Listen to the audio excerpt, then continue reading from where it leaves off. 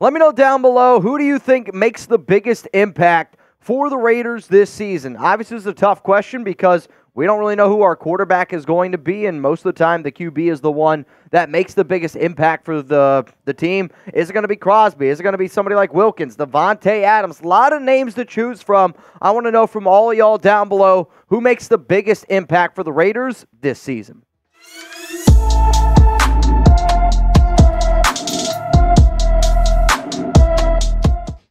Raider Nation, what's going on? Today, we're going to be ranking all 91 players on the Raiders roster, which I'm making this video, for those that do not know, on July 2nd. So if a player gets cut, you know what? Maybe, hopefully we had them ranked pretty high.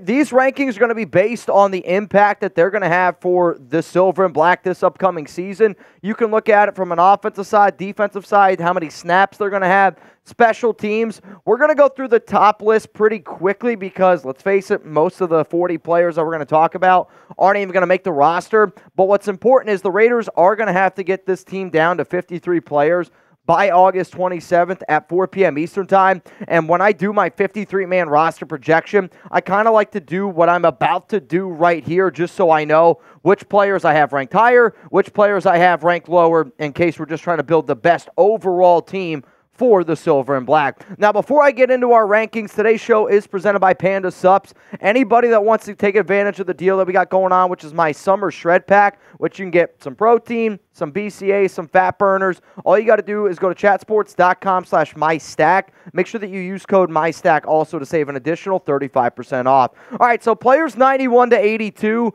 These are the guys where if the Raiders want to go out and sign a free agent like a Stephon Gilmore, like an Emmanuel Ogbah, I'm going to be willing to bet that one of these guys featured on screen here is the first to get cut. From 81 all the way down to 72, we're going to keep this one moving. You see David Agoha, he's over there at number 75. I've actually heard some good things from Agoha, and the reason why that I have him ranked a little bit higher than, maybe some other people would have thought I would have put him is just for the simple fact of he is going to make this team. Now, because he's the International Pathway Program player, the Raiders are allowed to technically keep 54 players. What they're going to do is they're going to keep David Agoha, and then they're going to put him on the practice squad. The practice squad's usually allowed to have 16 guys, but when you have an International Pathway Program player, you're allowed to put him on the practice squad for no reason at all. Therefore, I put him at 75. I didn't bury him down here on this list. If you want Raiders free analysis every single day,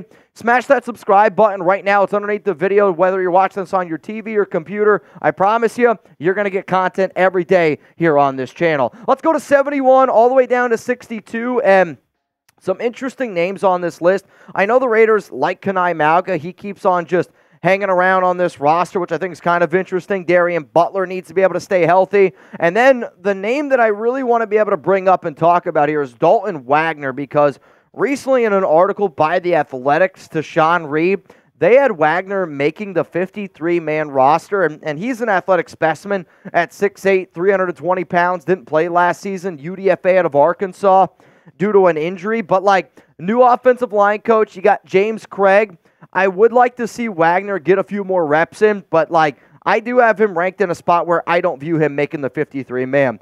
Let's go to 61 to 54. Tulu Griffin continues to get a lot of hype from a lot of coaches out there. And then Jordan Meredith could be a sneaky player that ends up making this team. I put both quarterbacks, Anthony Brown and Carter Bradley, because the QBs will have an impact just in terms of the practice, whether it be in the practice squad, whether them, just being that QB3 on this team. The guy that I really want to talk about, though, is Ron Stone Jr. And to me, this is the one UDFA that I do think has the best chance to make this 53-man roster. And the reason why that I say that is because the lack of depth at the defensive end position. After your top guys, then, after Max, Tyree, Malcolm, then it's Janarius Robinson. That is a huge, huge gap there. And if I'm the Raiders, I would like to give a guy like Ron Stone Jr. a shot to try to make this team here. Let's now go to 53, work our way to number 46, and A lot of different players here. I got Zach Gentry ranked a little bit higher maybe than what some people might say.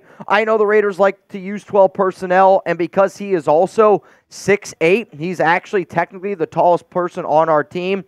That could help him potentially make this squad. I do want to bring up Amari Burney, who I have here ranked at number 46, and I don't know how much work he's going to get as a linebacker in terms of actually going out there and playing some snaps, but from a special team standpoint, Tom McMahon, the Raiders special teams coach, has spoke very highly about Burney, and I think he makes an impact in that regard. From 45 all the way down to 38, a lot of interesting names here. DJ Glaze, Cody Whitehair, going to be serving as some solid backup options on our offensive line. Rookies to Camryn Richardson, Trey Taylor, MJ Devonshire. I all anticipate to make this squad. Some people might say I got Michael Gallup ranked a little bit low, but to me, he's your 6-7 target on offense. For Richardson, I almost want to know if, I ranked him too low. And when I went back and I looked at all these rankings, I'm like, Richardson might be the name that I go back at the end of the year and I kick myself in the ass about because I'm not sold on Jacorian Bennett. I'm not sold on Brandon Faison. What happens if Richardson goes out there during training camp and just balls the F out? He has a chance to start. I don't think that he's going to start, but, we're not sold on those other two names that I just mentioned, so could that be why we're a little bit low on a guy like Richardson? Let's go to 37 here to 30, where, again, Faison here comes in at 30. Harrison Bryant, I think, is going to get some solid work. I'm a little bit lower on Alexander Madison than what some other reports have been from some beat reporters out there. Both Tommy Eichenberg, Luke Masterson make the list. Masterson has been reportedly the third linebacker so far this offseason, but one player that I know the Silver and Black expect big things from, it's Isaiah Pola-Mao and the versatility that he's going to be able to bring from a linebacker, from a safety, where he can also play a little bit box safety. I've also mentioned that I forecast that the Raiders do a lot of two linebacker sets, and when you do two linebacker sets, that could be a Divine Diablo, a Robert Spillane, and then your other secondary player out there could be Isaiah Pola-Mao, or Pola-Mao might just get some rep as a safety linebacker, as that second linebacker in a dime coverage, if you will. Let's now go into our top 30, where I got Jacorian Bennett in there. I'm very high on Dylan Laube. I think he's going to get used quite a bit, and the fact that I have him next to a guy like Trey Tucker, I think really indicates that. John Jenkins is going to get a lot of work. They love him, and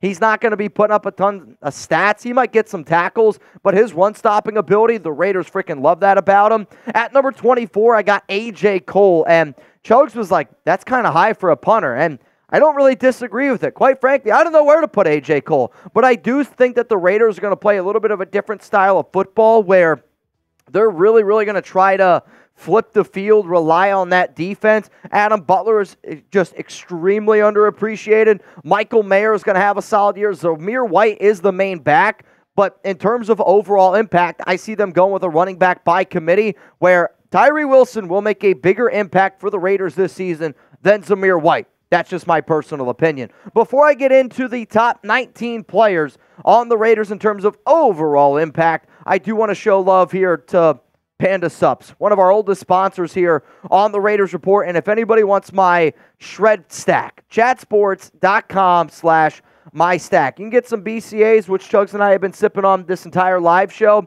If you need some fat burners to melt away a little bit of the excess fat, hey, we got you covered. Also comes with a drawstring bag. Got a little protein shaker in there. If you need some protein recommendations, I am really crazy about the freeze-dried strawberry right now. They also have all of their flavors in stock, which that's very rare. Their pineapple whip one is very good in the summertime. Mint chocolate chip is always my go-to. I would say for me right now, the ones that I always make sure that I have in rotation, mint chocolate chip and then the strawberry right now are my two personal favorites. If you want to go check it out again, you get everything that is pictured here, usually about $199 value. You can get it for $103. All you got to do is go to chatsports.com/mystack and also make sure that you use code MyStack. Chugs has been hyped up about this pineapple whip, which I told him to go try it out. He's been using it in his Ninja Creamy. The other two newer flavors are the mint chip, and then they also have this one, which is like the cinnamon toast crunch, if you will. There's actual chunks of cookies and there's actual chunks of like cereal in both of these proteins. I promise you, you're going to absolutely love it. Try it out. And if you want to take a picture and send it to me, please do so. All right, here we go. We're going to go 19 now. It's Thayer Munford in terms of impact. He is the lowest ranked starting offensive lineman that I have. He's also the one that scares me the most. And some people might say, Mitch, how can you put Munford over a guy like Zamir White, over a guy like Tyree Wilson? Thayer Munford's going to be your starting right tackle. He's going to be out there for over 1,000 snaps. Way more snaps than all those guys that I just mentioned. At number 18, I'm going to throw in Jack Jones here because Jones is going to be your outside corner. Probably going to be your top outside corner for this season. Going to get a lot of work, and he's going to be the one that I think leads to a lot more turnovers due to that aggressive play style. Marcus Epps is, I think, just always just criminally underrated. He was underrated when he was an Eagle. He's a captain here on this team. Our organization loves him. Another player that's going to get you over 1,000 snaps this upcoming season. Jacoby Myers is the receiver that, kind of gets buried a little bit behind Devontae Adams. Brock Bowers has been getting a lot of love on top of that. But his physicality and his ability to run block, the Raiders are going to use him a lot. And I think they might even use him a little bit more in 12 personnel than what people realize because they're going to try to get physical with teams. At number 15, I'm going to throw Malcolm Kuntz in here. I do have high expectations for Tyree Wilson, but I got even higher expectations for Malcolm. I think that he could legitimately get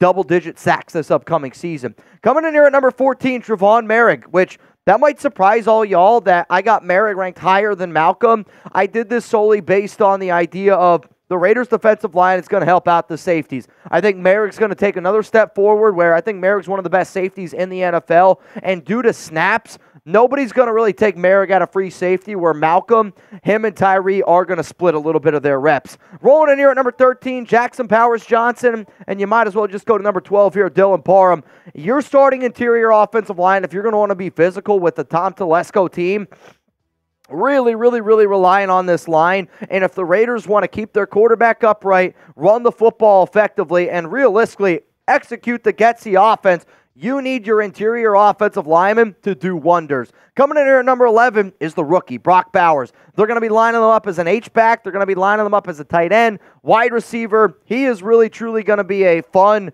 gadget style of a player that defensive coordinators are going to have nightmares about. At number 10, I'm going to go with the center, Andre James. Has a chance to be a center has a chance to be a captain this upcoming season. Will be the center this year. But for James, he's been somebody that has gotten better and better and better every single year. And when you're the main focal point, right?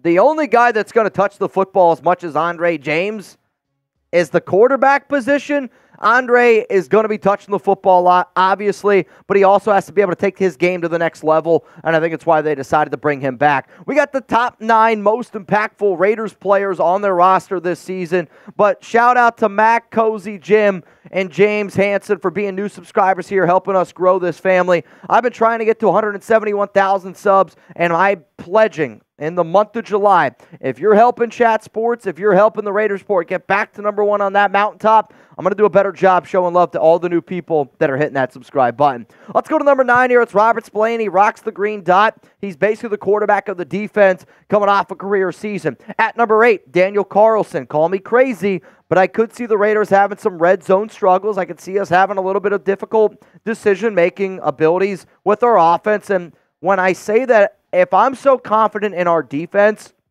and I'm not very confident in our offense, where usually in years past I'm always like the go-for-it guy, I have so much confidence in our defense. If we are in within 55 yards, I'm going to take the points because obviously certain situations happen, but I want to take the points where we got to stack points because it's going to be so much harder for teams to score on us than it is going to be for us to score on other teams. Let's go to number 7 here, Nate Hobbs. Ricky Manning, Raiders cornerback coach, said that he anticipates Hobbs to be that, the key to our entire defense. They're going to move him all around the field a lot. That I know for a fact. Slot, outside. And I actually think that one of the reasons why the Raiders have been, a little bit more hesitant to go out and spend some of that big-time money at corner is because they want to see what Nate Hobbs can do during training camp. Let's go to number 6 here. I got Colton Miller at offensive tackle. He's your most important offensive lineman, protecting the blind side of either Gardner Minshew or Aiden O'Connell. And putting both quarterbacks here in the top 5 felt weird. I got Gardner at 5 just solely based on reports where Aiden has the upper advantage. And I wanted to do this show because, like if you did this show for the Kansas City Chiefs, number one, it's no doubt Patrick Mahomes. And I think if we knew going into it that Gardner Minshew, that Aiden O'Connell is going to be the starting quarterback for all 17 games, you can make a legitimate argument that that's going to be the most important player that you have on this team. Am I wrong? No, it's the quarterback spot. Let's go to number 3, though, in terms of impact, Davante Adams. I think Davante is going to get a lot of more one-on-one opportunities, and he's going to be that safety blanket. He's going to be good old reliable where you see Aiden and Gardner getting that difficult situation, and they're going to be like, all right, Davante, let's get the ball into his hands. Getsy especially is going to do everything in his power, where I think Davante has over 107 catches this season. Let's go to number 2. It's Kristian Wilkerson. We signed him to a massive, massive deal, and what he's going to be able to open up for our defensive line, for our edge rushers, for our entire defense, he's going to open things up for our linebacker room, our safety room, our cornerback room. And he's not going to be this guy that I think has out just unbelievable numbers, but you're going to feel the impact that he brings every single time he's out there on the field. And because I got Wilkins at 2, I'm going to put Maxx Crosby at number 1. He's the engine here, and he's number 1 because of not only what he does